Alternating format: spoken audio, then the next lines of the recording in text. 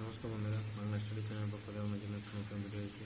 ভিডিওটি GI reasoning test সম্পর্কে আলোচনা করবো এবং ভিডিওটিতে তিনটি কোয়েশ্চেনটি আমাদের কাছে তুলে দিয়েছি, সেই কোয়েশ্চেনটি সলভ করবো।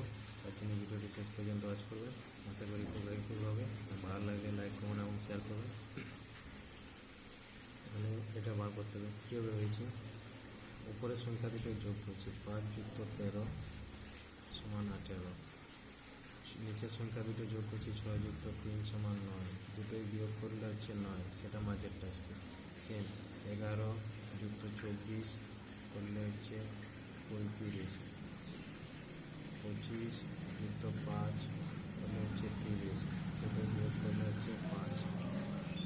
17 + 21 করলে হচ্ছে 38। 13 + 19 সমান হচ্ছে 32। দুটো বিয়োগ করলে হবে 6।